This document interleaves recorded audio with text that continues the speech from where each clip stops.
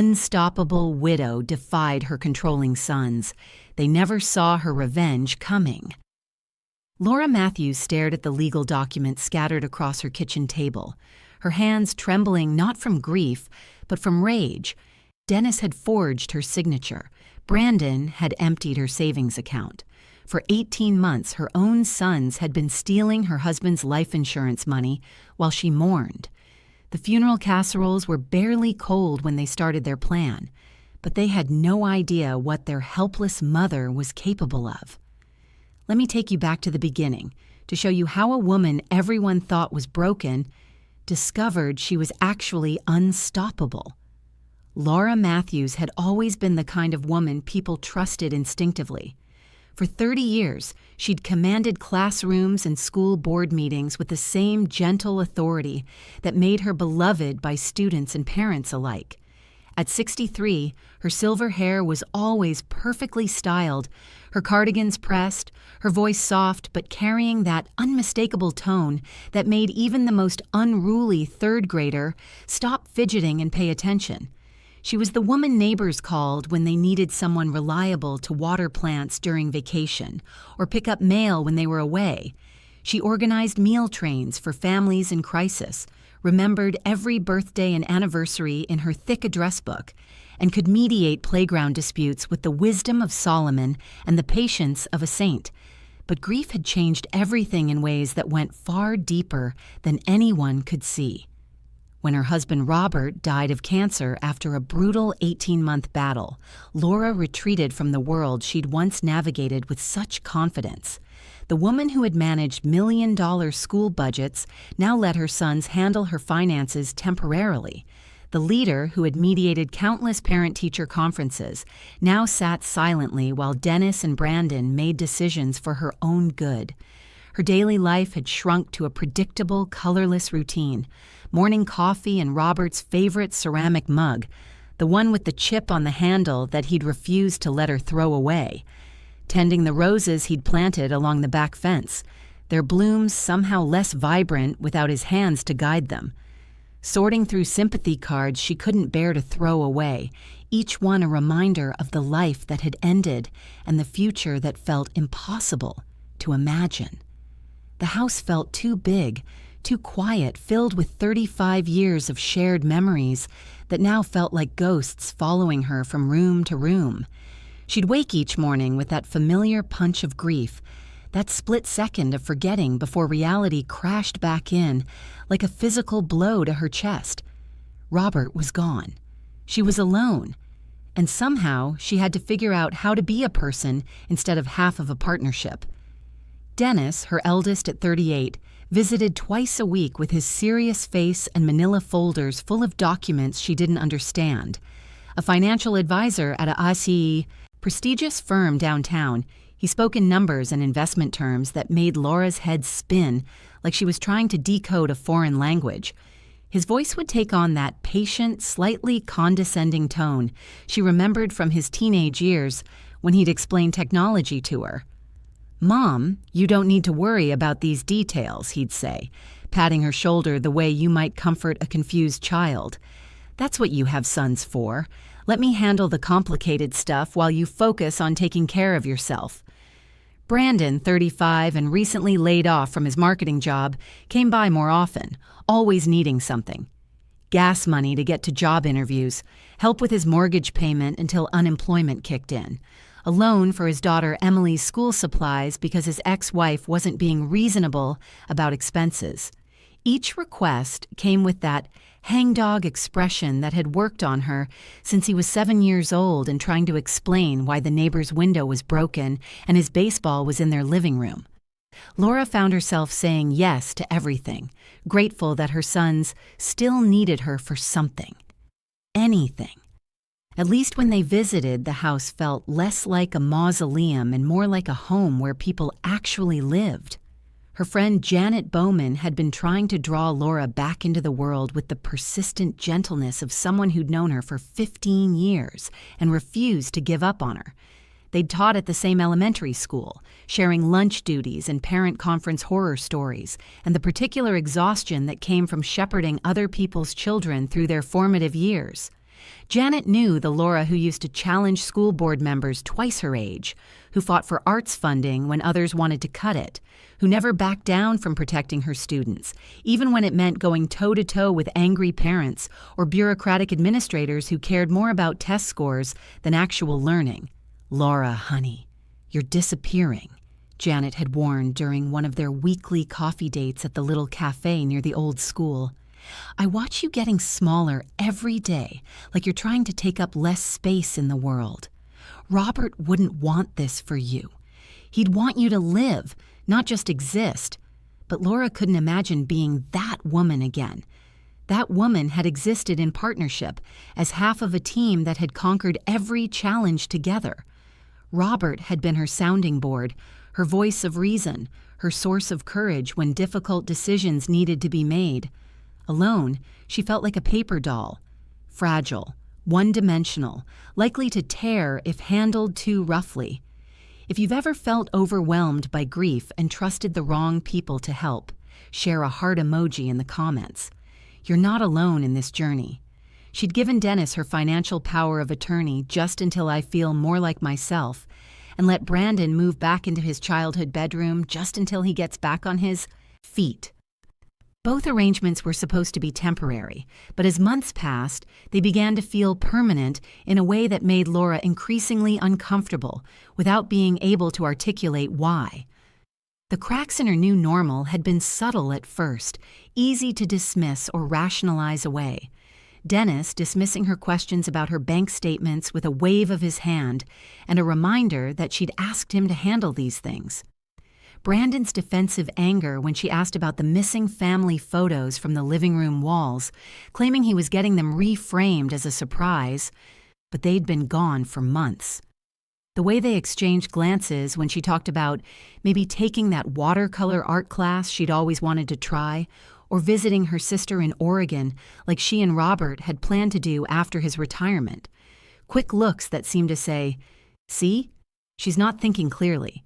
She's not ready for independence yet."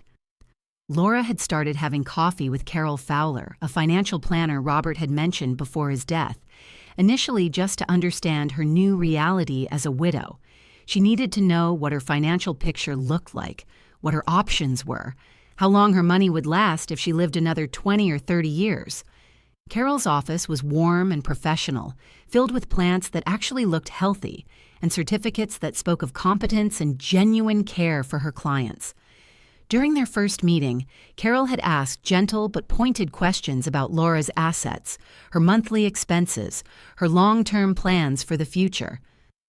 "I'm not sure I have long-term plans anymore," Laura had admitted, smoothing her navy skirt nervously, a gesture she'd developed since Robert's death, as if keeping her appearance perfect could somehow hold her unraveling life together.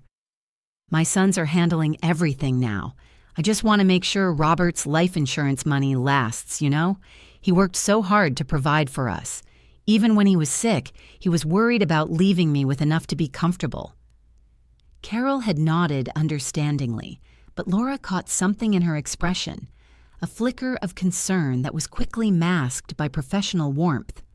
"Of course, Mrs. Matthews. Would you be comfortable having me review your accounts? Just to make sure everything is structured appropriately for your situation. Sometimes, after a major loss, account management can become complicated." Laura had agreed, grateful for someone who spoke to her like she was still a competent adult instead of a fragile widow who needed protecting from complexity and difficult decisions. She'd provided Carol with her account information, thinking it would be routine, perhaps even reassuring to have a professional confirm that Dennis was managing things appropriately.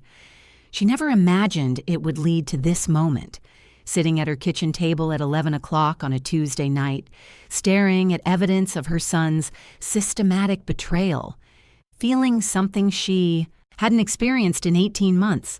It was the familiar burn of righteous anger that had once made her a force to be reckoned with in school board meetings when administrators tried to cut programs that helped struggling students.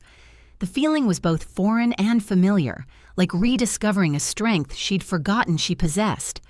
Carol Fowler's phone call had come on a gray October morning, her voice carefully neutral, in that way professionals used when delivering devastating news. "Mrs. Matthews, could you come in today? I finished reviewing your accounts, and there are some discrepancies we need to discuss." Laura's hands shook as she drove to Carol's office, though she told herself it was probably just confusion. Some paperwork Dennis had forgotten to file, maybe a mistake in the insurance payout that could be easily corrected. She'd worn her best navy dress, the one that made her feel pulled together and professional, as if looking competent could somehow protect her from whatever bad news was waiting. Carol's office felt different this time. The plants and warm colors were unable to soften what was coming.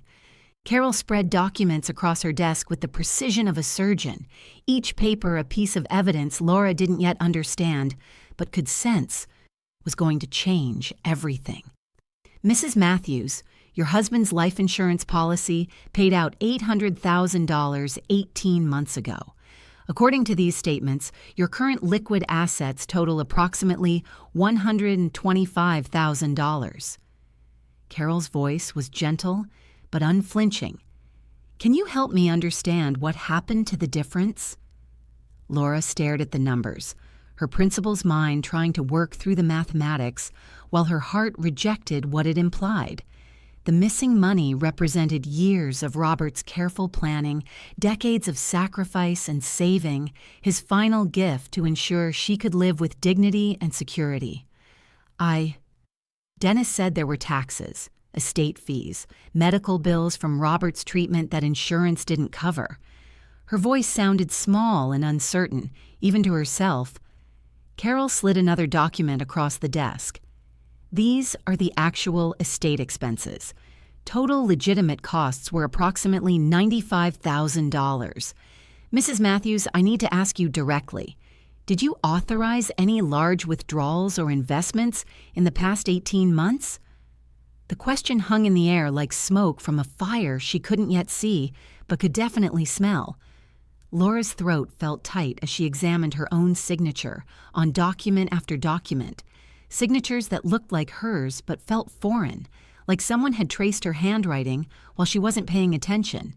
Investment accounts she'd never opened, withdrawals she'd never authorized, a systematic bleeding of Robert's legacy that had been happening while she sat in her rose garden, grieving the loss of the only man she'd ever truly loved. "I don't remember signing these," she whispered, her finger tracing over what appeared to be her name. "But I was so lost after Robert died. Those first few months are still a blur. Maybe I did and just forgot?"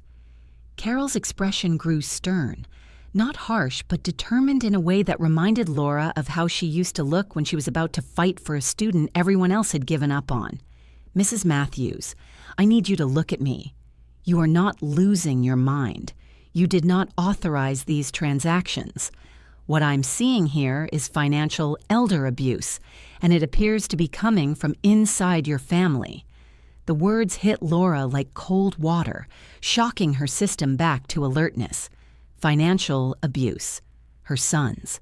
The boys she'd raised to be honorable men, who'd cried at their father's funeral, who brought her flowers on Mother's Day and called her the strongest woman they knew. "That's impossible," Laura said automatically, her voice carrying the same tone she'd once used when parents insisted their children would never misbehave. "Dennis is a financial advisor. He would never, and Brandon is going through a hard time, but he wouldn't steal from his own mother." Carol leaned forward, her voice kind but firm. "Mrs. Matthews, in my 20 years of practice, I've seen this pattern more times than I care to count. Adult children who feel entitled to their parents' assets, who convince themselves they're just taking what will eventually be theirs anyway. They often target the surviving parent during the most vulnerable period, right after a loss, when grief makes it hard to focus on practical matters." Laura felt something cracking inside her chest, not the sharp break of sudden loss, but the slow, terrible crumble of long-held beliefs. Her boys, her babies, the children she'd protected and sacrificed for and loved unconditionally had been systematically robbing her while she mourned their father. The betrayal felt worse than Robert's death because at least cancer was a disease, an enemy she could understand and fight. This was deliberate, calculated, a choice her own children had made to exploit her pain for their personal gain. "What do I do?" she asked, hating how small and lost her voice sounded. "First we document everything. Then we change all your passwords and account access immediately. We'll need to involve attorneys and possibly law enforcement." Carol's voice softened with genuine compassion. "I know this feels overwhelming, Mrs. Matthews, but you're not helpless here. You have rights and you have options. More importantly, you have strength you haven't had to use in a while." Laura drove home in a daze, Carol's folder of evidence on her passenger seat like a toxic presence, contaminating her car's familiar comfort.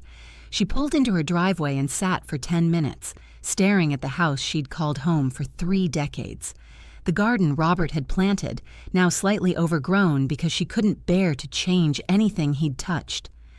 The front door Dennis and Brandon had walked through thousands of times as children, teenagers, adults bringing grandchildren for Sunday dinner and holiday celebrations. Inside, she spread the documents across her kitchen table, the same table where she'd helped both boys with homework, where they'd celebrated birthdays and discussed college plans and shared the devastating news of their father's diagnosis. Each page told a story of betrayal more systematic and calculated than she could have imagined. Dennis's signature on forms giving him access to her investment accounts. Brandon listed as a joint owner on her savings account. Monthly transfers that coincided perfectly with Brandon's mortgage payments and Dennis's new boat purchase. A pattern of theft so methodical and deliberate it had to have been planned from the moment they heard the cancer diagnosis. Her phone rang, the sound sharp in the quiet house. Dennis's name on the caller ID. "Hi, Mom. Just checking in. How was your day?"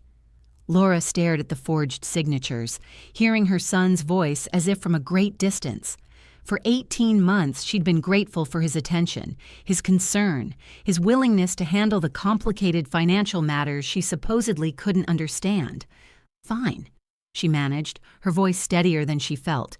"Dennis, I have a question about the insurance money." A pause. "What about it?" "I met with a financial planner today, Carol Fowler. She had some questions about where the money went." Another pause, longer this time. When Dennis spoke again, his voice had changed, cooler, more controlled, with an edge she'd never heard before. "Mom, you don't need to involve strangers in our family business. I've been handling everything appropriately. You're still grieving, and sometimes that affects memory and judgment. You know that, right?" There it was, the subtle suggestion that she was incompetent, unreliable, possibly losing her mind. How many times had he said something similar over the past months? How many times had she accepted it, even felt grateful that someone was patient with her grief-addled brain? "I want to see all the statements," she said quietly, surprised by the steadiness in her own voice. "Everything from the past 18 months. "Mom, you're upset over nothing. Let me come over tomorrow and we'll go through everything together.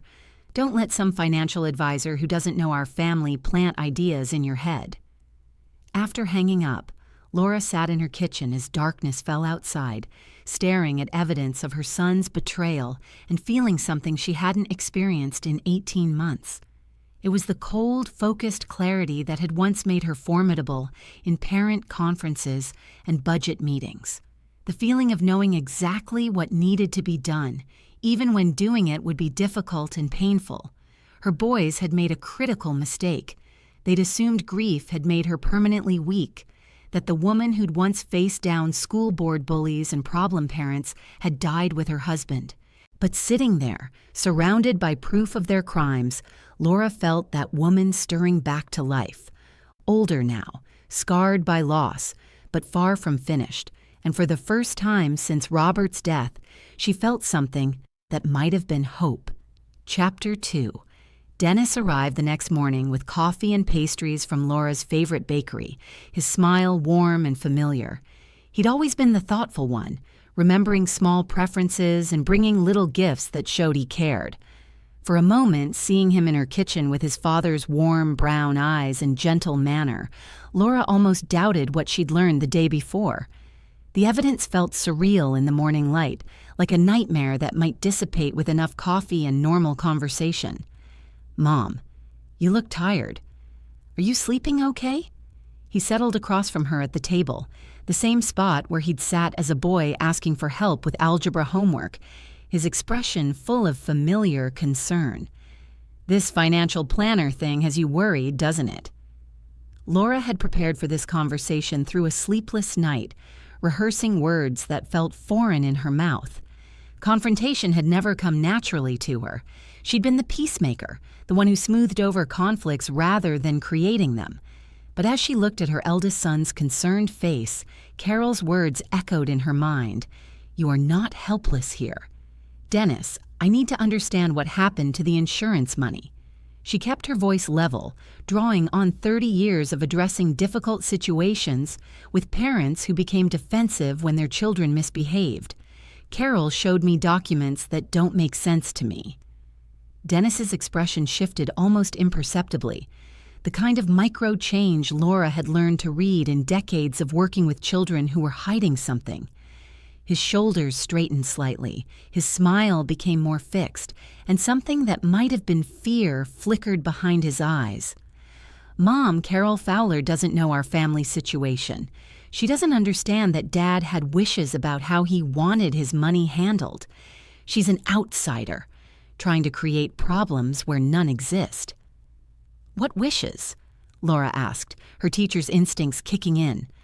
"Robert never mentioned any specific wishes to me about investments or transfers. Dad knew you'd be too emotional to handle complex financial decisions right after his death. He asked me privately to make sure you were protected from having to deal with the stress." Dennis reached across to pat her hand, his voice taking on the patient tone he used with his own children when they asked too many questions. "Mom, you were barely functional those first few months. You couldn't remember to eat regular meals, let alone manage investment portfolios."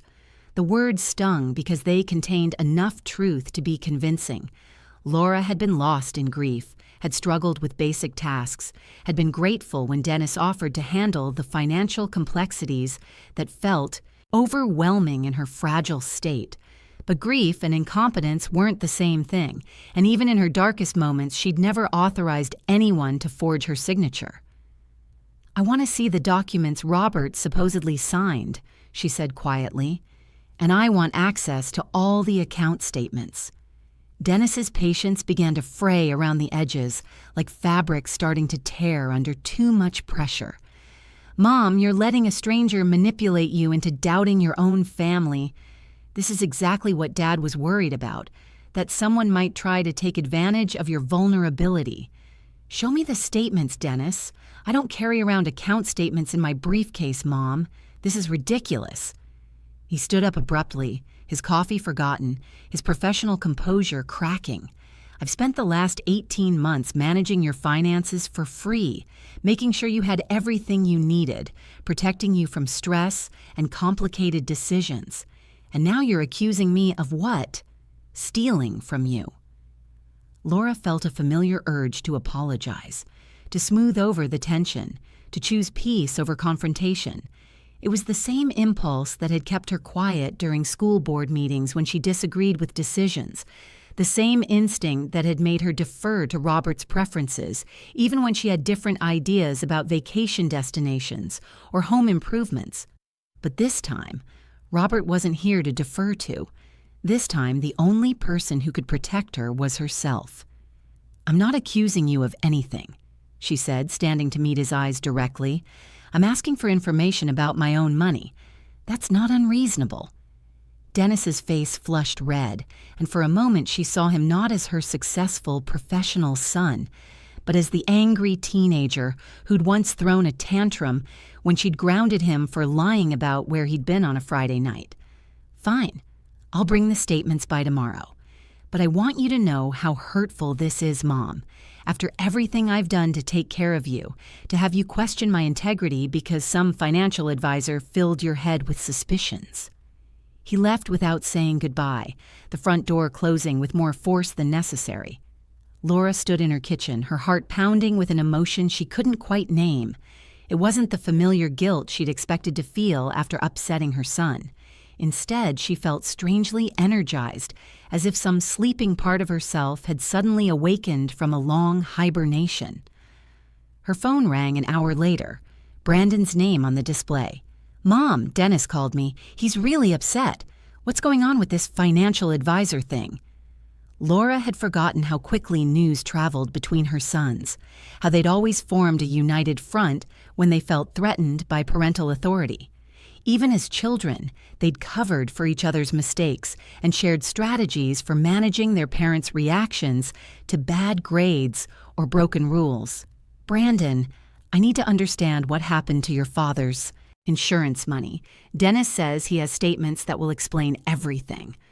"Mom," Brandon's voice carried a wheedling quality she remembered from his teenage years, when he'd been caught breaking curfew or lying about homework completion. "You know we love you, right? Everything we've done has been to protect you. Dad made us promise to take care of you, and that's all we've been doing." "By taking money without telling me?" A long pause filled with the sound of Brandon breathing heavily, as if he were trying to control his temper or his panic. "It's not like that. It's complicated. There were investments and transfers and tax strategies that Dennis thought would be better for your long-term security. We were going to explain everything once you were feeling stronger. I'm feeling stronger now." "Are you?" "Because Dennis says you seem really confused and upset. Maybe you should talk to someone professional. I mean, a therapist or something. Grief can really mess with your thinking, Mom. Sometimes people think they remember things that didn't actually happen." There it was again, the suggestion that her concerns were symptoms of mental instability rather than legitimate questions about her own financial security. How easily they'd learned to weaponize her grief, to turn her greatest vulnerability into evidence of her incompetence. "Brandon, I want you to move out of the house." The words surprised even Laura. She hadn't planned to say them, hadn't even consciously decided it was what she wanted. But as soon as she spoke, she knew it was right.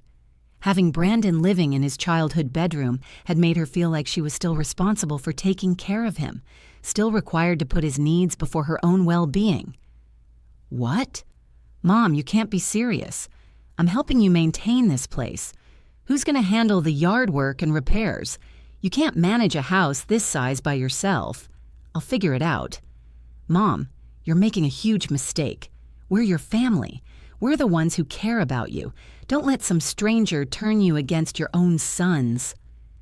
After Brandon hung up, Laura walked through her house with different eyes, noticing things she'd been too grief-stricken to see before.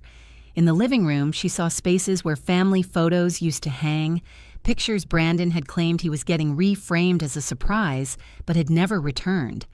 In Robert's study, she noticed gaps in his book collection where first editions had once stood, volumes Brandon had borrowed to show a friend who was interested in collecting. Her boys hadn't just been stealing money.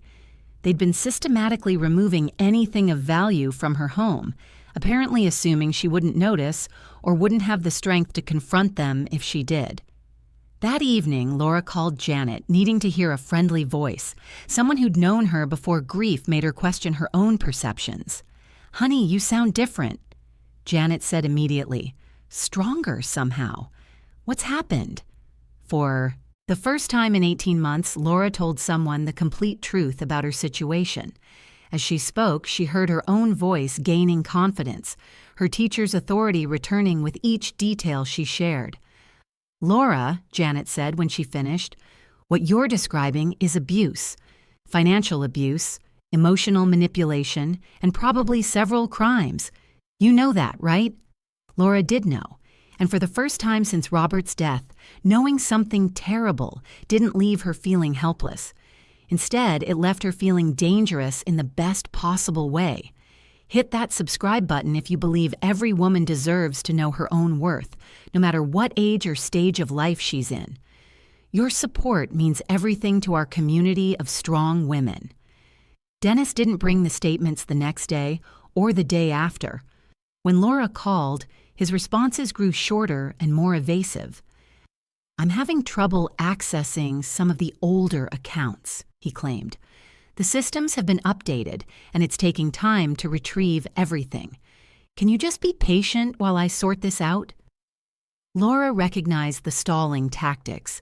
She'd seen similar behavior from students who hadn't completed assignments, parents who hadn't filled out required forms, board members who hadn't prepared for meetings they didn't want to attend. Delay was a strategy, not an accident. Instead of waiting, Laura began her own investigation. She called every financial institution where Robert had held accounts, identifying herself as the surviving spouse and requesting statements. The process was more complicated than she'd expected. Some institutions required her to visit in person with identification and death certificates. Others mailed forms for her to complete and return with notarized signatures. But with each piece of information she gathered, more of the scope of her son's betrayal was revealed. Dennis had transferred money from her retirement account to a high-risk investment fund that had lost 40% of its value, an investment that generated substantial commissions for his firm. Brandon had written himself checks from her household account for maintenance expenses that totaled more than $20,000 over 18 months. But it was the discovery of a joint savings account she'd never opened that shattered her remaining denial. The account had been funded with proceeds from Robert's coin collection, a collection he'd built over 30 years, starting with wheat pennies he'd found as a boy, and growing to include rare silver dollars and commemorative pieces he'd treasured. He'd promised her the collection would be her emergency fund if anything happened to him, something tangible she could sell if she ever faced unexpected expenses. The coins represented not just financial security, but Robert's love and foresight, his determination to protect her, even after he was gone. Dennis and Brandon were listed as joint owners of the account with full withdrawal privileges. The account had been systematically drained to pay for Brandon's mortgage, Dennis's boat payments, and various family expenses that seemed to have nothing to do with Laura's actual needs. She sat in her car outside the bank where she'd learned about the secret account, gripping the steering wheel and trying to process the magnitude of their theft. Robert's coins, including his pride and joy, a complete set of Morgan silver dollars he'd spent years collecting, were gone. Sold to strangers, converted to cash, spent on luxuries her sons felt entitled to enjoy. The grief felt different this time. Not the soft, constant ache she'd carried since Robert's death, but a sharp, bright pain mixed with something she hadn't felt in months: clarity. Her sons had gambled that grief would keep her passive indefinitely. They'd assumed the woman who'd once intimidated school board members and fought for her students' rights had been permanently broken by loss. They were wrong. Laura drove to Janet's house, where her oldest friend took one look at her face and poured 2 glasses of wine without asking what was wrong.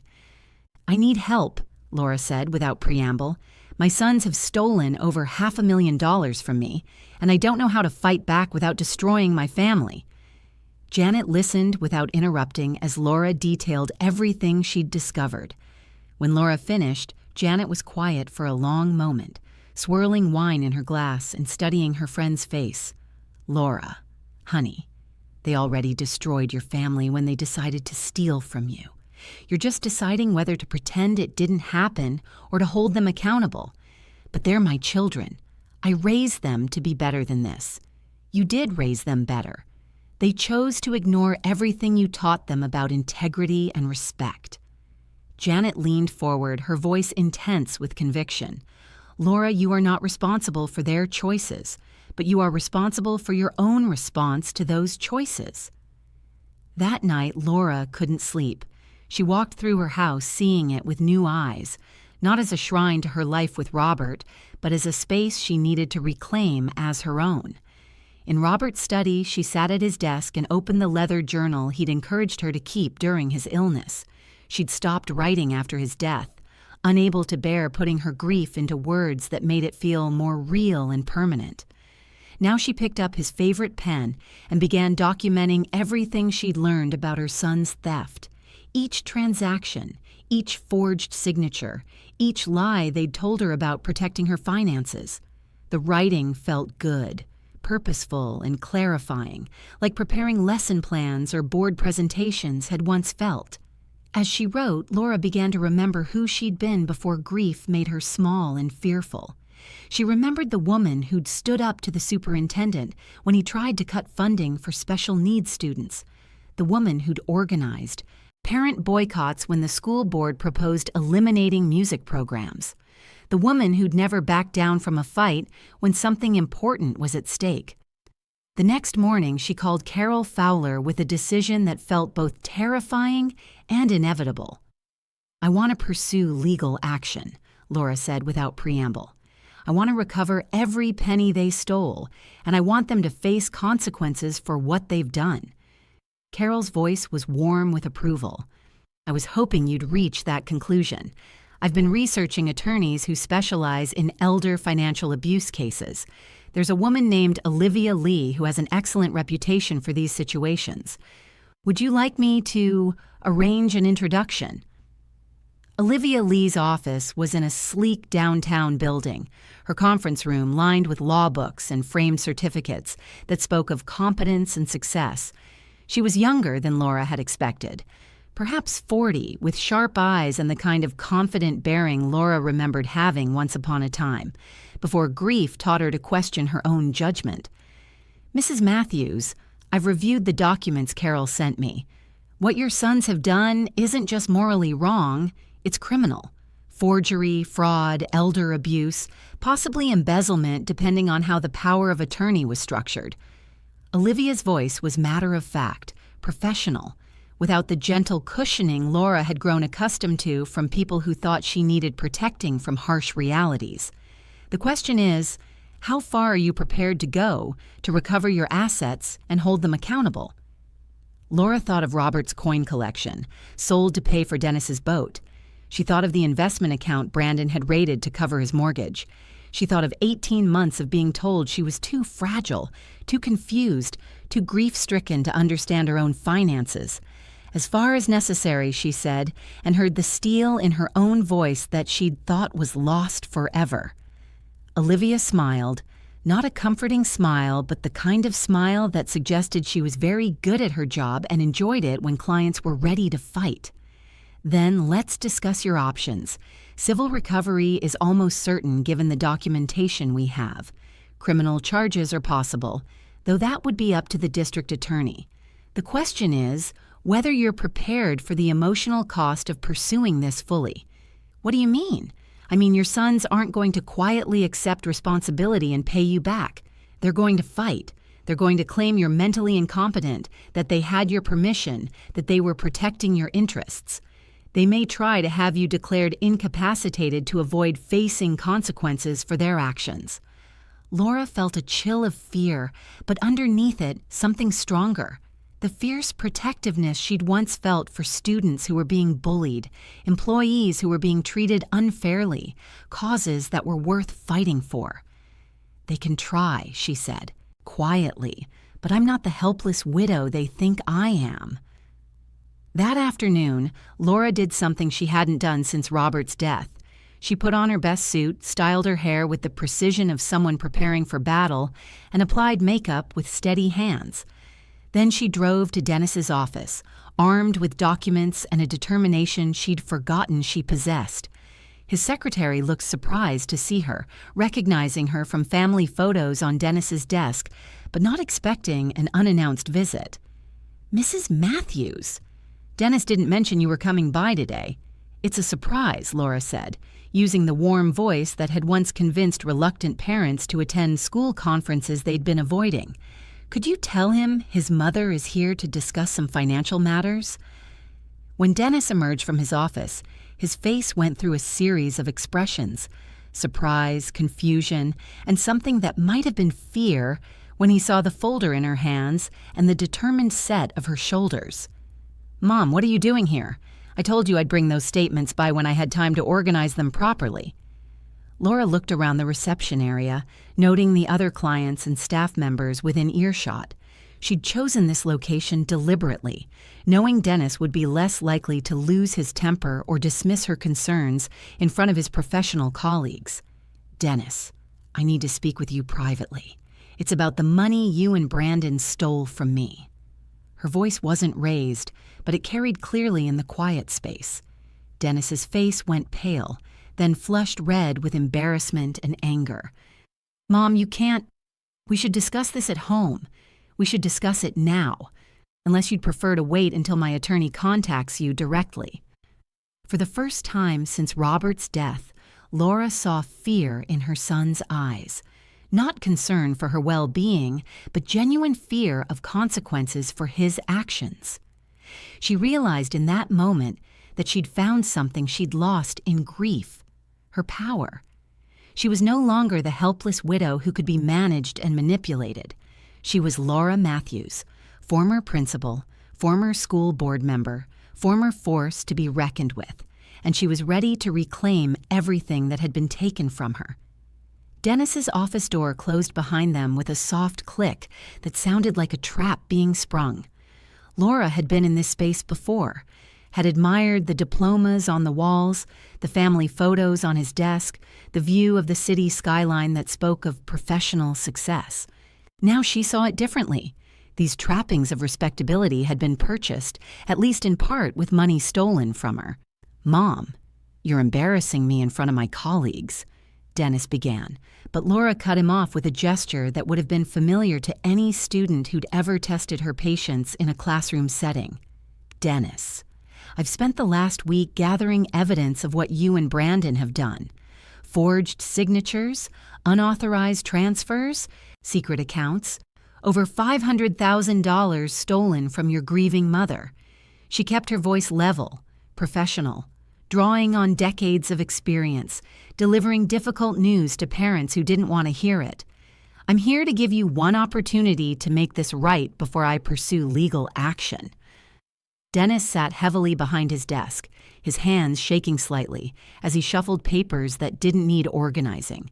His professional composure was cracking, revealing the man underneath the suit and confidence.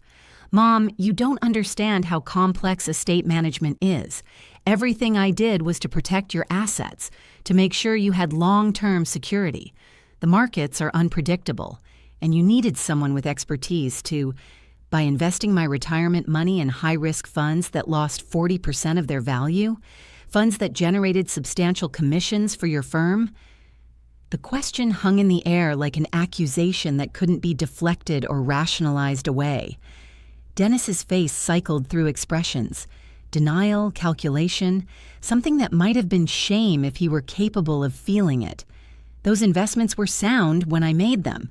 Market fluctuations aren't predictable and—" "Dennis." Laura's voice carried the same authority that had once silenced chattering children and defensive parents. "I may have been distracted by grief, but I'm not stupid.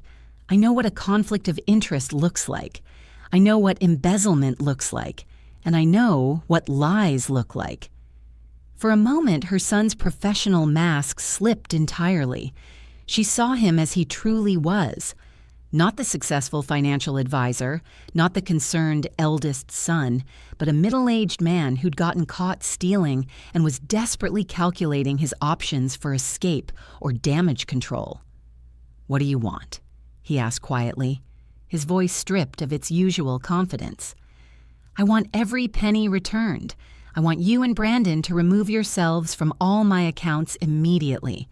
And I want you both to sign statements acknowledging what you've done." Dennis laughed, a bitter sound with no humor in it, the kind of laugh that comes when someone realizes they've been outmaneuvered. "And if we don't, then my attorney files criminal charges tomorrow morning. Mom, you wouldn't destroy your own family over money." Laura felt something shift inside her chest. Not the crack of grief, but the click of a door closing on who she used to be and opening on who she was becoming. "You destroyed our family when you decided to steal from me," she said quietly, her voice carrying the weight of absolute conviction. I'm just deciding whether to pretend it didn't happen or to hold you accountable for your choices." Dennis stood up, his composure finally cracking completely. The professional mask fell away, revealing the angry, entitled man beneath. "You can't do this. Brandon and I were protecting you from yourself. You were a mess after Dad died. You couldn't remember to pay bills. You barely ate. You sat in that garden like a zombie. Someone had to take care of the practical stuff. Taking care of practical matters doesn't require forging signatures or creating secret accounts. We were going to pay it back. The investments were supposed to grow, and Brandon was getting back on his feet. It was temporary. Temporary theft is still theft, Dennis." Her son stared at her as if seeing a stranger, which in many ways he was. The woman he'd been exploiting for 18 months, passive, grateful, easily manipulated, had been replaced by someone he didn't recognize and couldn't control. "You're not the same person." "Mom, this isn't you. You hate conflict. You've never been vindictive or cruel." Laura considered this. The suggestion that seeking justice for crimes committed against her was somehow cruel, that holding her children accountable for their choices was vindictive. For 18 months, she'd accepted similar reasoning, had allowed her natural inclination toward peace to be weaponized against her own interests. "You're right," she said, standing to leave. "The woman you stole from wouldn't have fought back. She was too broken by grief and too afraid of family conflict to protect herself. But grief doesn't last forever, Dennis. And when it lifted, it revealed someone you apparently don't recognize." She moved toward the door, then turned back with the kind of look that had once made unruly students straighten in their seats. "You have 48 hours to discuss this with Brandon and decide how you want to handle it. After that, I'm moving forward with or without your cooperation." Laura drove home through the familiar streets of her neighborhood, past the elementary school where she'd once been a beloved principal, past the community center where she'd organized fundraisers and volunteer drives, past the houses of neighbors who still waved when they saw her tending Robert's roses.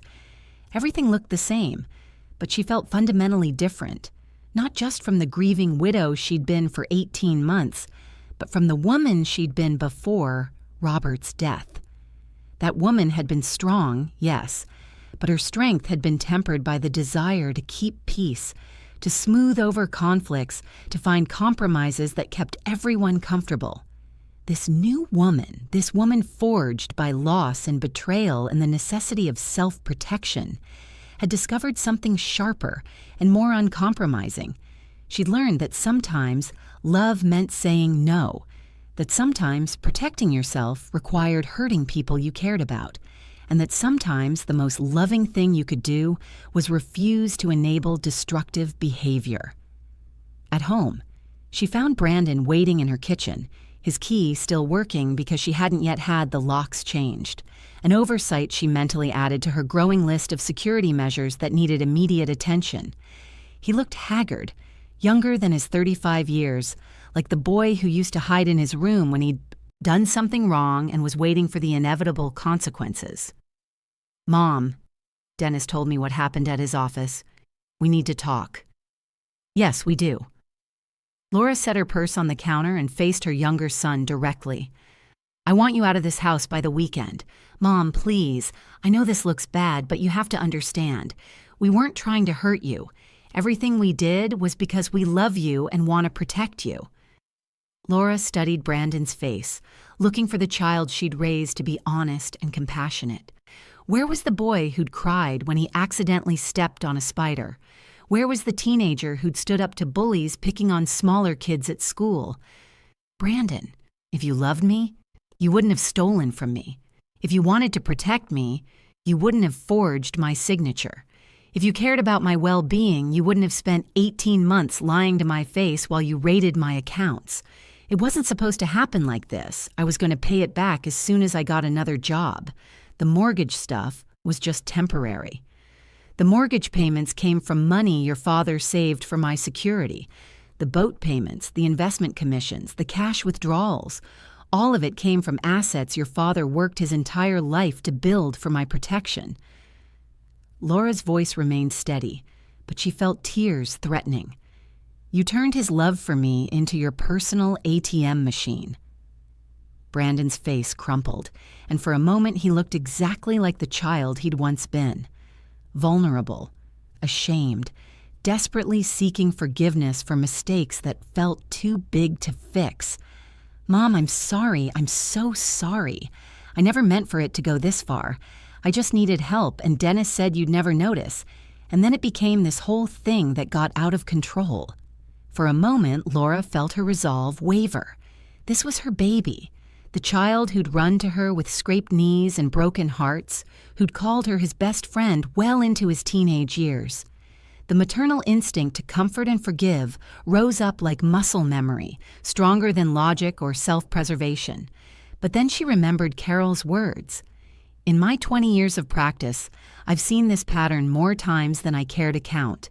She thought of other widows who'd been systematically robbed by adult children who felt entitled to early inheritance.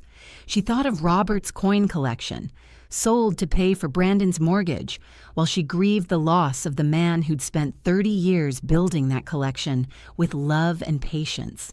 Brandon, I believe you're sorry. But sorry doesn't change what you did, and it doesn't give me back 18 months of financial security you stole from me. What can I do to fix this? Just tell me what to do and I'll do it. You can start by moving out of my house. Then you can work with Dennis to return every penny you've taken, and then you can figure out how to rebuild the trust you destroyed. Brandon looked around the kitchen as if seeing it for the last time. The table where he'd done homework, the window where he used to watch for Laura to come home from work, the refrigerator still covered with photos from his daughter's school activities. Mom, if you kick me out now, I'll lose the house. Emily won't be able to stay in her school district. You'll be destroying your granddaughter's life over money. And there it was. The manipulation Laura should have recognized months ago. The suggestion that her need for financial security was somehow selfish when weighed against his convenience. The implication that she was responsible for the consequences of his theft, that his poor choices were somehow her fault for refusing to enable them. Brandon, your choices created this situation. Your choices put Emily's stability at risk. I didn't steal from you. You stole from me. I'm not destroying anything. I'm protecting what's left of my own security so I can survive the 20 or 30 years I might have left to live. After Brandon left, angry now, his tears replaced by the sullen resentment she remembered from his teenage years when consequences caught up with his poor decisions, Laura called Ruth Garrison. Ruth was 78, a widow of 15 years who'd survived her own family's attempts to control her after her husband's death. They'd met at a grief support group that Laura had attended briefly before retreating into isolation, unable to bear hearing other people's stories of loss when her own felt too overwhelming to process. Laura, dear, I've been wondering how you've been doing. You sound different. Ruth, I need advice from someone who's been where I am.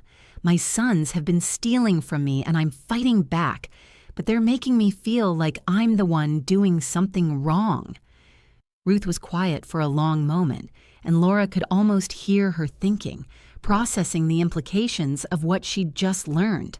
How much? Ruth asked finally. Over $500,000. A sharp intake of breath. Laura, that's not petty theft or poor judgment. That's systematic financial abuse. What are you planning to do about it?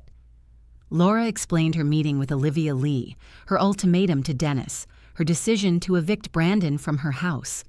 As she spoke, she waited for Ruth to suggest she was being too harsh, moving too fast, damaging relationships that could be repaired with time and forgiveness. Instead, Ruth said, "Good, I'm proud of you." Really? Because they're making me feel like I'm being vindictive and cruel. Laura, listen to me carefully. When my husband died, my daughter and son-in-law moved into my house temporarily to help me manage. Within 6 months, they were treating me like an incompetent boarder in my own home. They controlled my mail, monitored my phone calls, made decisions about my medical care without consulting me. What did you do? I fought back. I got attorneys. I changed locks. I made it clear that helping me didn't mean controlling me. My daughter didn't speak to me for 2 years. But you know what? When she finally came back, it was with real respect for who I am, not pity for who she thought I'd become. Were you scared? Terrified. But I was more afraid of disappearing entirely than I was of being alone. Ruth's voice carried the weight of hard-won wisdom. Laura, your sons stole from you because they could. They'll keep stealing. Your money, your autonomy, your dignity, as long as you let them. The only way to stop it is to fight back, even when fighting feels unnatural and scary. That night, Laura sat in Robert's study and opened her laptop for the first time since his death. She'd avoided it, overwhelmed by the task of managing passwords and accounts that had been his domain. Now, with Carol's help, she began the systematic work of changing every password, closing every joint account, removing Dennis and Brandon's access to her financial life. As she worked, she found files Robert had created in the months before his death. Documents labeled "For Laura" that contained account information, insurance details, and investment strategies he'd researched for her future security. In a folder labeled "Emergency Plans," she found a letter he'd written to her.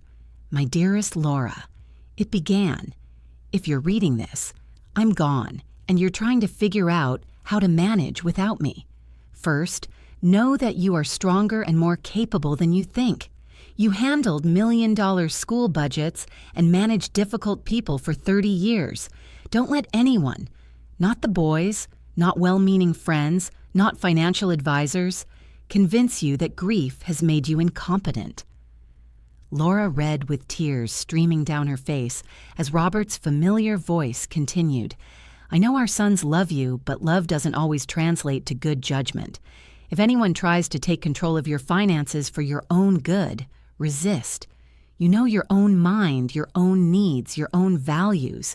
Trust yourself even when, especially when, others suggest you shouldn't." The letter went on to detail his wishes for her future.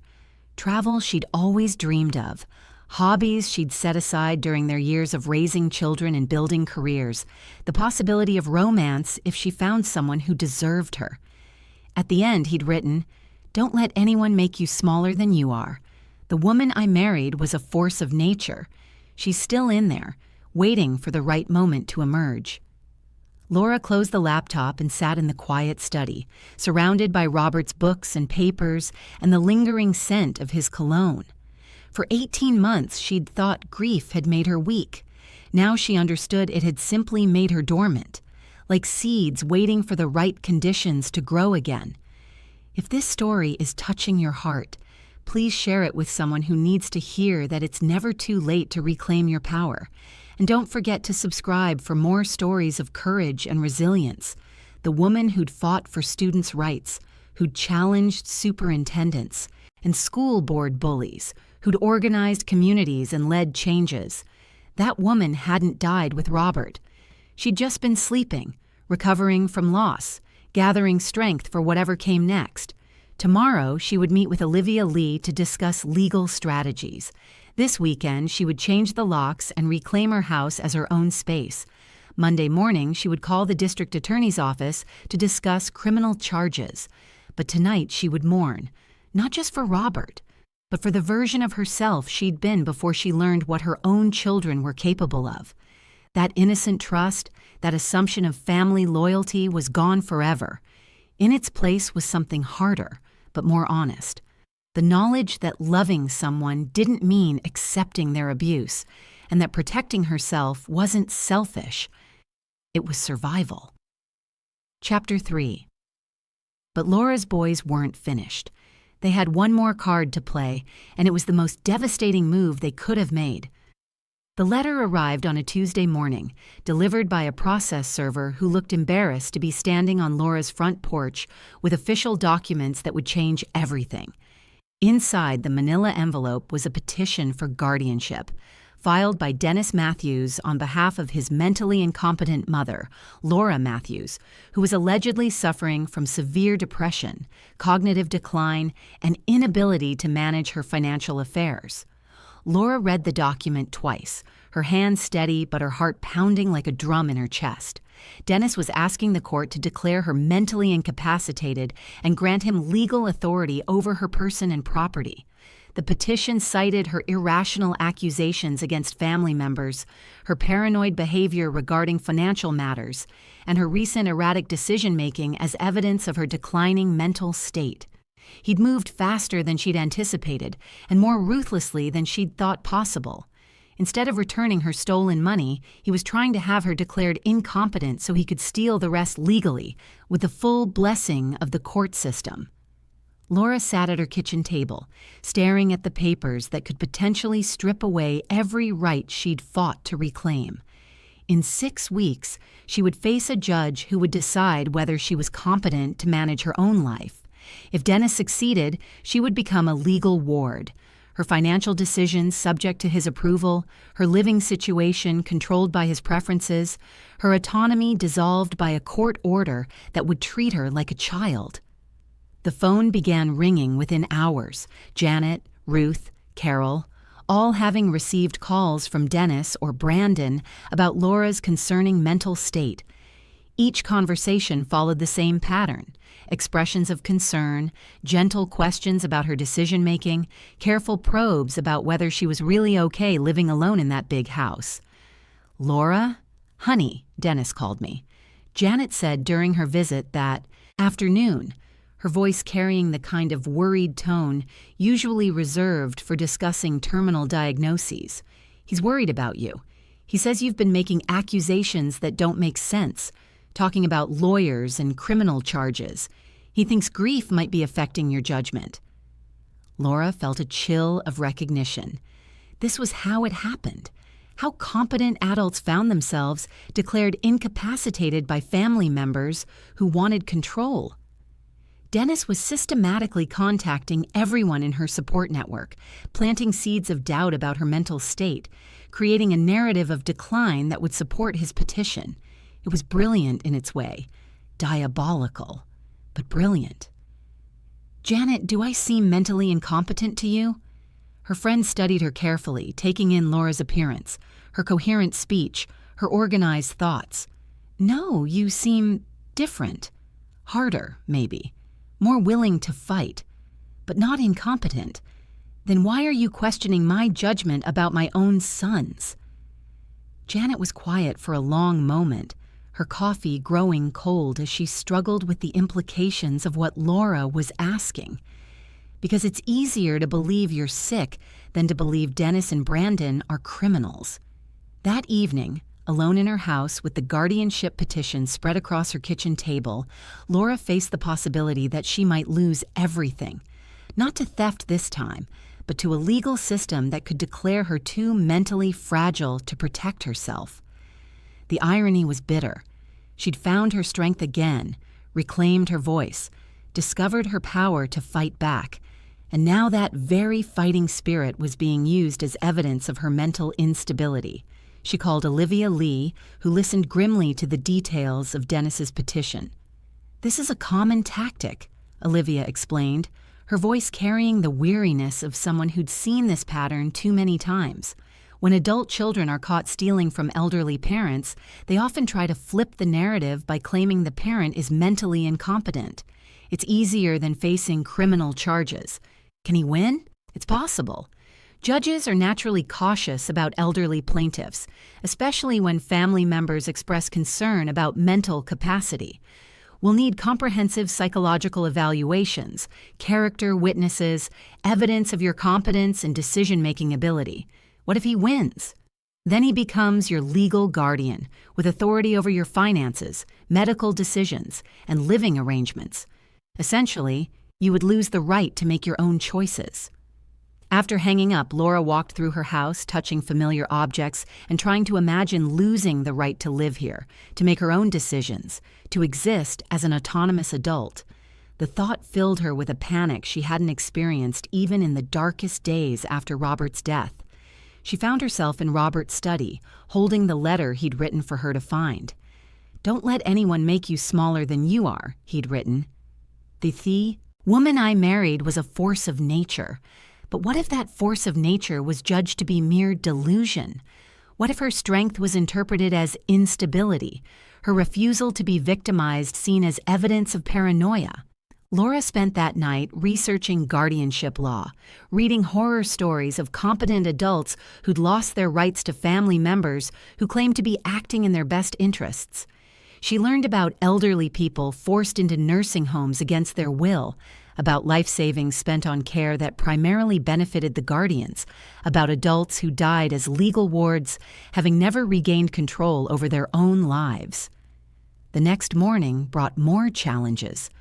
Brandon appeared at her door with his daughter Emily, Laura's 8-year-old granddaughter, a move so calculated and manipulative it took Laura's breath away. "Grandma, Daddy says you're sick and might have to go live somewhere with doctors to help you get better." Emily's eyes were wide with concern, her voice carrying the innocent worry of a child who'd been told her beloved grandmother was in danger.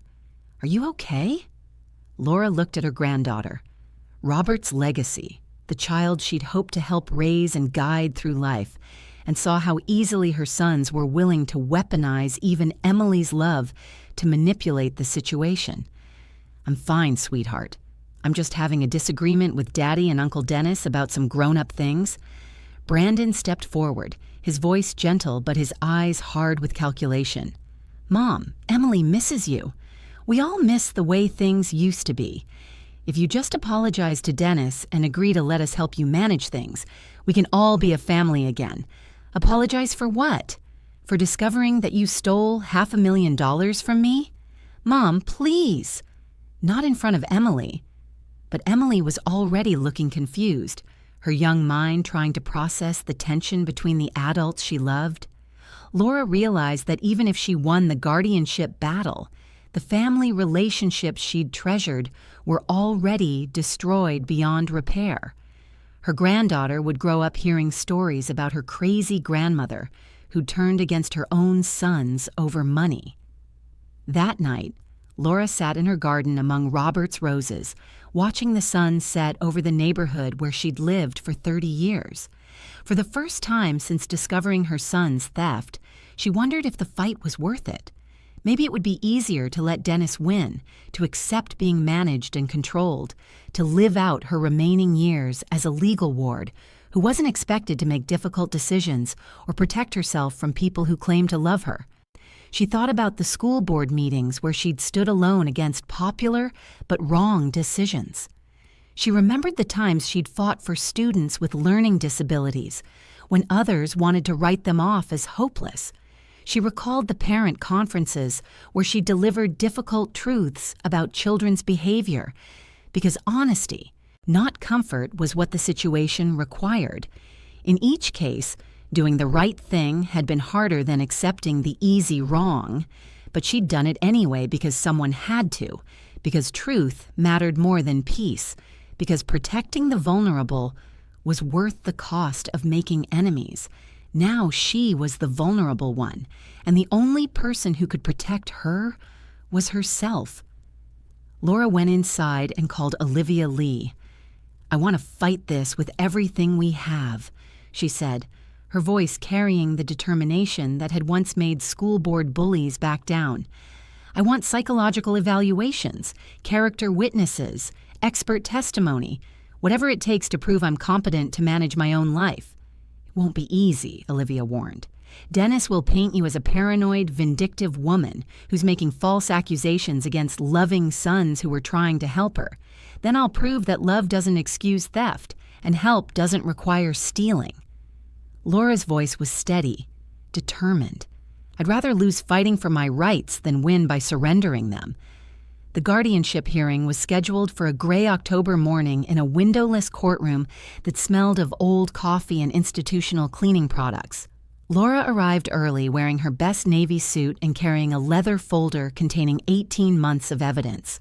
Olivia Lee sat beside her, professional and confident, but Laura could see the tension in her attorney's shoulders.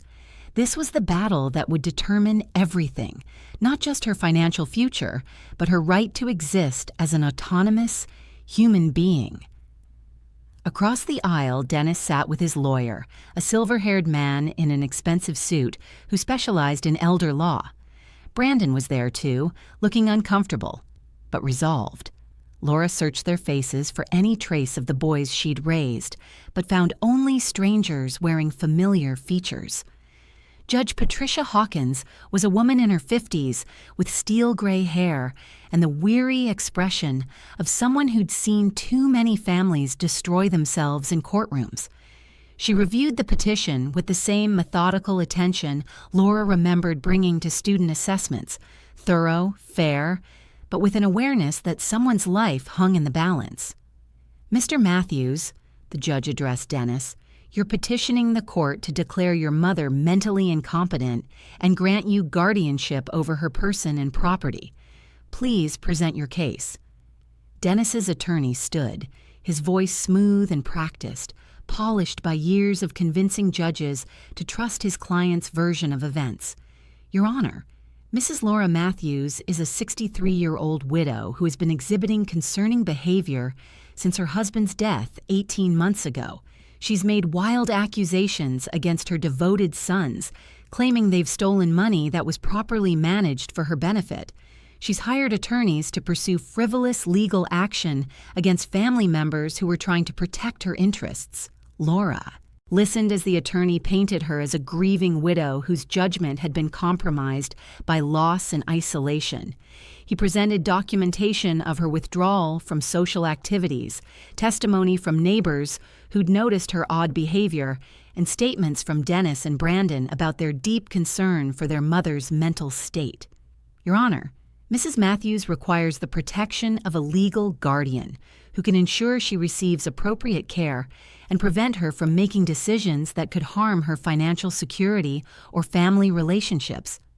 When Olivia Lee stood to respond, her voice carried the crisp authority Laura remembered from her own days of addressing hostile school board members who thought they could intimidate her into backing down.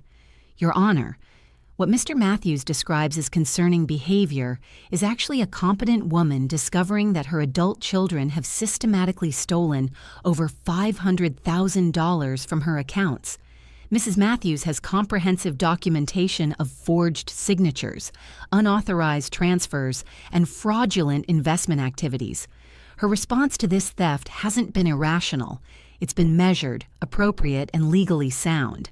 Olivia presented bank statements, forensic accounting reports, and expert testimony about the pattern of financial abuse. She called Carol Fowler to testify about Laura's competent decision-making during their financial planning sessions. She brought Janet Bowman to speak about Laura's coherent thinking and rational concerns about her son's behavior. But Laura knew the real test would come when she took the stand herself. Dennis's attorney approached her with the patronizing smile of someone addressing a confused child who needed patient correction. "Mrs. Matthews, you've made serious accusations against your sons, who have been caring for you since your husband's tragic death. Isn't it possible that grief has affected your ability to understand complex financial transactions?" Laura looked at the man trying to gaslight her in open court, then at Dennis, sitting with his hands folded, watching his attorney attempt to destroy her credibility and autonomy. She thought of all the times she'd faced hostile parents who questioned her professional judgment, all the school board meetings where she'd stood alone against popular but wrong decisions. "Sir, I managed multi-million-dollar school budgets for 15 years. I supervised complex personnel decisions, negotiated union contracts, and implemented state education mandates. Grief didn't erase 30 years of professional experience or make me suddenly unable to read bank statements. But surely you must admit that losing your husband affected your judgment. Grief affected my attention to financial details temporarily. It didn't affect my ability to recognize forgery, unauthorized transactions, or breach of fiduciary duty when I finally examined my accounts. Mrs. Matthews, your sons love you. Why would they steal from you?" Laura met Dennis's eyes across the courtroom, seeing him clearly for perhaps the first time since Robert's death, not as the devoted son she'd wanted him to be, but as the man he'd chosen to become. "I don't know why they chose to steal from me. I only know that they did." The attorney tried different approaches, suggesting she was paranoid, vindictive, unable to accept help from loving children. Each time, Laura responded with calm facts, documented evidence, and the quiet authority she'd developed through decades of handling difficult situations professionally. When Olivia Lee called the court-appointed psychologist who'd evaluated Laura, his testimony was unequivocal. Mrs. Matthews shows no signs of dementia, depression severe enough to impair judgment, or any other mental condition that would affect her capacity to make reasoned decisions about her own affairs. She's grieving the loss of her husband and dealing with betrayal by family members, which are appropriate responses to her circumstances.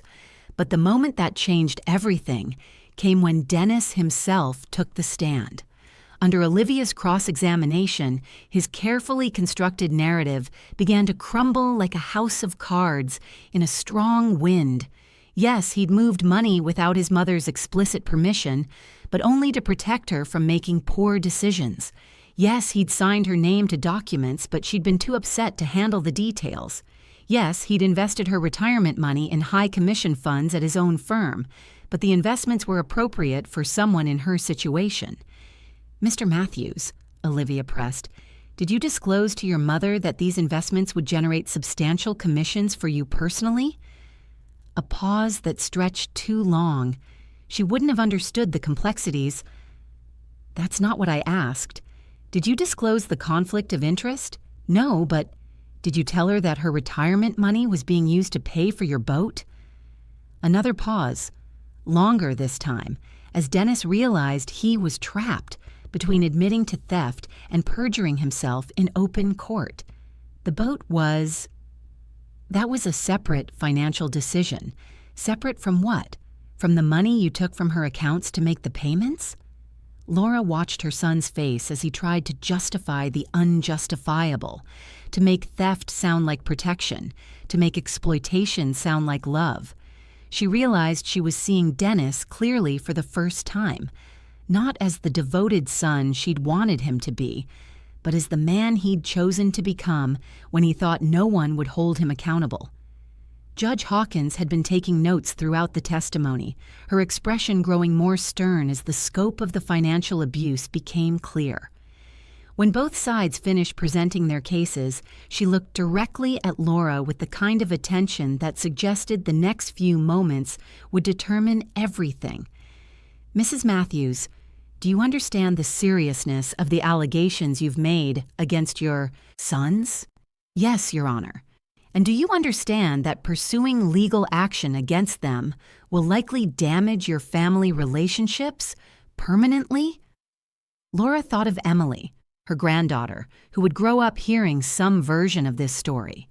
She thought of holidays that would never again be the same, of family gatherings that would be divided by lawsuits and criminal charges.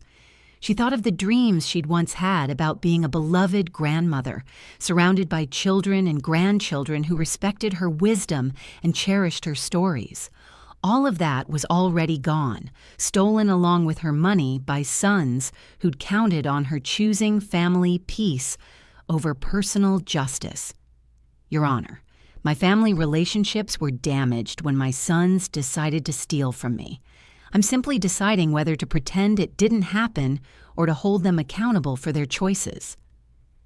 Judge Hawkins was quiet for a long moment, reviewing her notes and studying the evidence spread across her bench. The courtroom was so silent that Laura could hear the clock ticking on the wall, marking seconds that felt like hours. "The petition for guardianship is denied," she said finally, her voice carrying the weight of absolute authority. "Mrs. Matthews has demonstrated that she is fully competent to manage her own affairs. The court finds no evidence of mental incapacity or impaired judgment. What the court does find is evidence of financial abuse that Mrs. Matthews has responded to appropriately and rationally." Laura felt something release in her chest.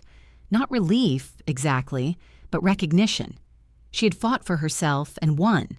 She had refused to be made smaller, and the system had validated her strength and competence. But as she watched Dennis leave the courtroom without meeting her eyes, as she saw Brandon's face crumble with the realization that their gamble had failed spectacularly, Laura understood that winning this battle had cost her the last remnants of the family she'd once cherished. The price of protecting herself had been everything she'd once believed about unconditional love and family loyalty.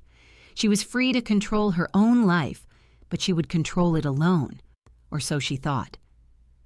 3 months after the guardianship hearing, Laura Matthews stood at the podium of the Riverside Community Center, looking out at an audience of 50 women who'd come to hear her speak at the monthly meeting of the Silver Strength Network, a support group for women over 50 facing financial challenges. The woman at the podium bore little resemblance to the grief-stricken widow who'd sat in her garden 18 months earlier, paralyzed by loss and vulnerability. Laura's silver hair was styled in a confident bob, her posture straight and authoritative. She wore a burgundy blazer that Robert had always said brought out the fire in her eyes that now held the clear, steady gaze of someone who'd been tested and emerged stronger. "My name is Laura Matthews," she began, her voice carrying easily to the back of the room with the projection skills she'd developed through decades of teaching. 18 months ago, I discovered that my own sons had stolen over $500,000 from me while I grieved their father's death. Today, I want to tell you how I got it back, and more importantly, how I got myself back. The audience was completely quiet, dozens of faces reflecting recognition, fear, hope, and the hard-won wisdom that comes from surviving betrayal by those who claim to love you.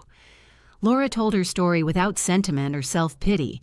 The facts of the theft, the discovery process, the legal battles, and the guardianship hearing where she'd fought for the right to control her own life.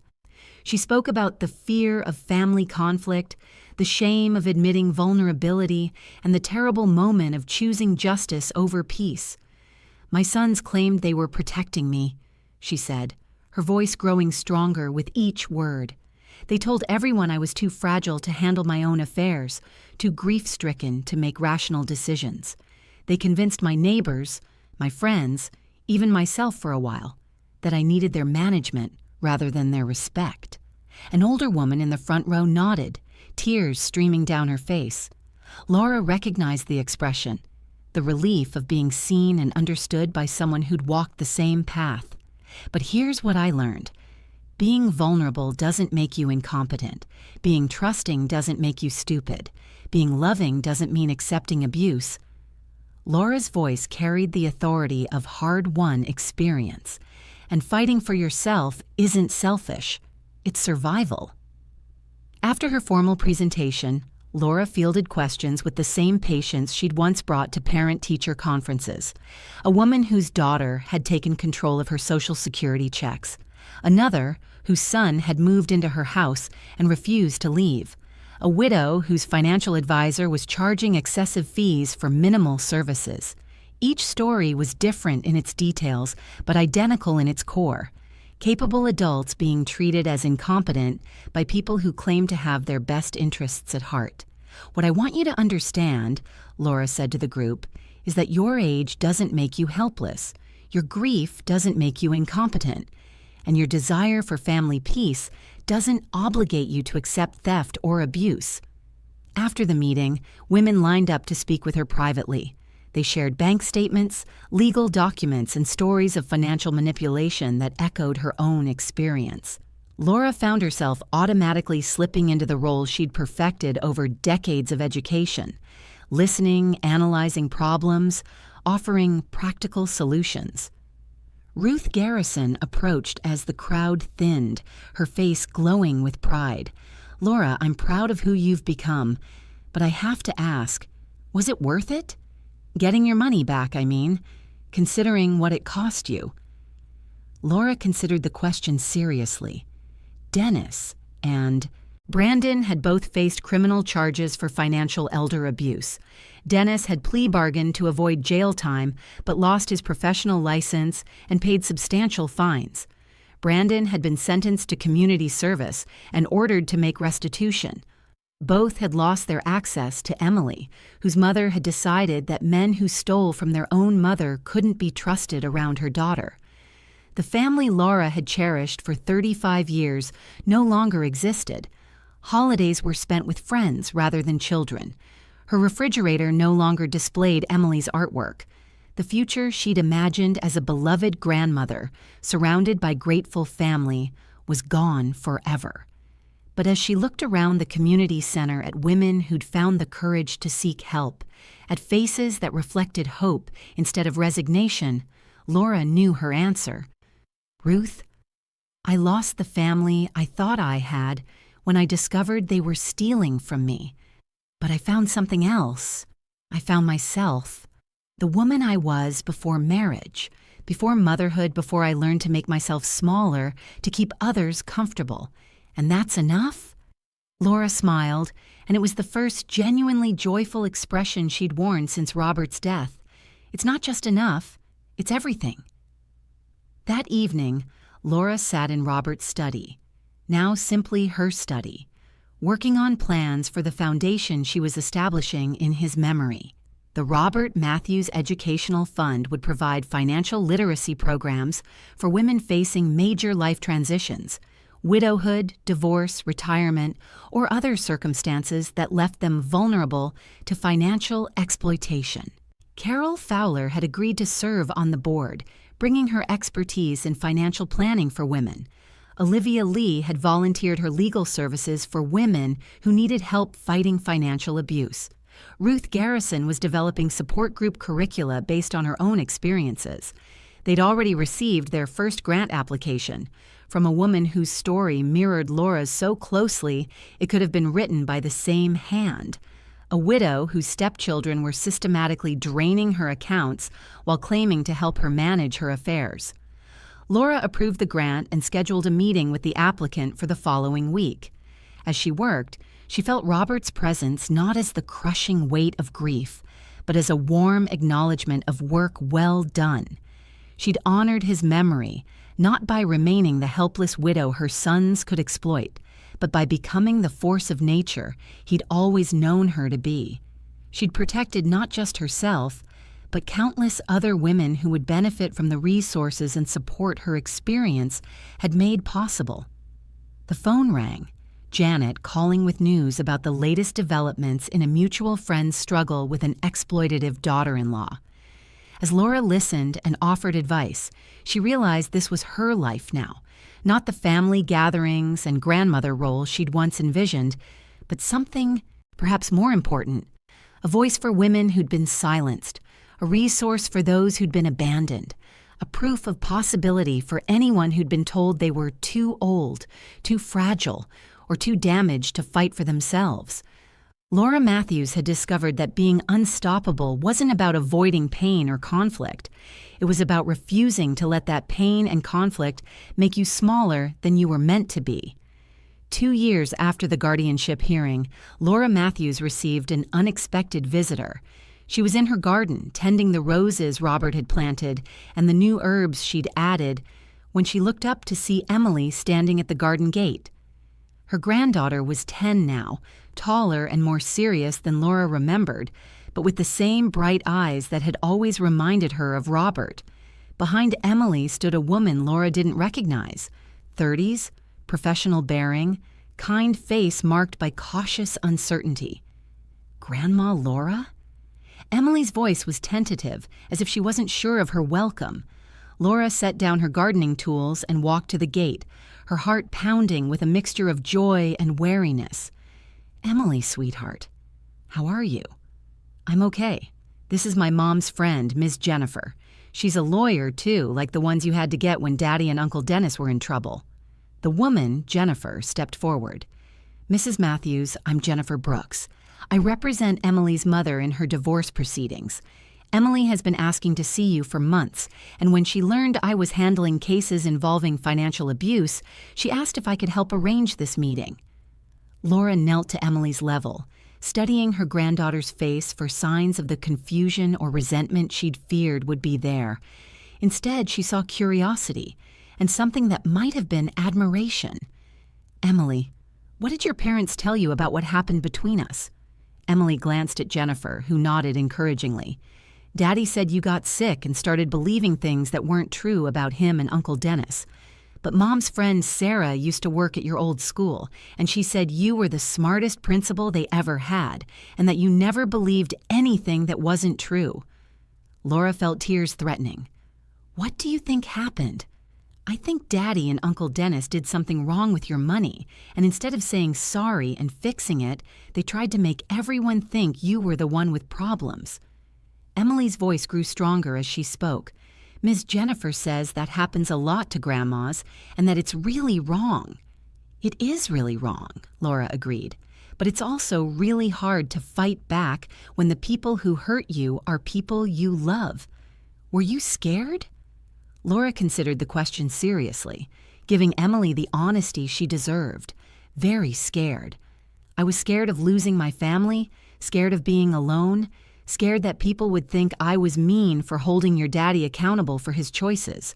But I was more scared of what would happen if I didn't fight back." Emily nodded gravely. "Ms. Jennifer says you help other grandmas now who have the same problems." "I do. Would you like to see?" Laura led Emily and Jennifer inside to the study where she now managed the Robert Matthews Educational Fund. The walls were covered with thank you letters from women the foundation had helped, photos from financial literacy workshops, certificates of appreciation from community organizations. "This woman," Laura pointed to a framed photo of her with an elderly Latina woman, "was being stolen from by her nephew. We helped her get her money back and find a safe place to live. And this one," she indicated another photo, "was facing a guardianship petition from her daughter. We provided legal support and expert witnesses." Emily studied the photos with the serious attention she'd always brought to new information. "So something good came from the bad thing that happened to you?" "Yes, sweetheart. That's exactly right." Jennifer spoke quietly. "Mrs. Matthews, Emily's mother wanted me to ask if you'd be interested in having supervised visits. She understands there are complicated family dynamics, but she doesn't want Emily to lose her relationship with you because of her father's poor choices."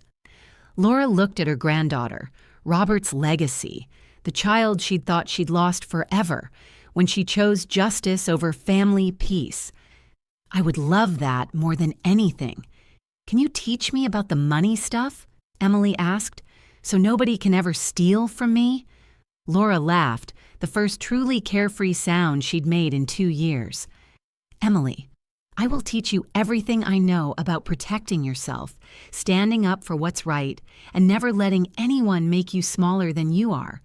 If this story of courage and resilience touched your heart, please take a moment to share it with someone who might need to hear that it's never too late to reclaim your power. Hit that like button to support stories that celebrate the unstoppable strength of women. And subscribe to join our community of survivors who refuse to stay victims. Your support helps us continue sharing these important stories of empowerment and hope." As Jennifer and Emily prepared to leave, Emily hugged her grandmother tightly. "Grandma Laura, I'm proud that you fought back. I hope I'm as brave as you when I grow up." Watching her granddaughter walk away, not lost to her forever, but connected now by choice rather than obligation, Laura felt the deep satisfaction of work well done.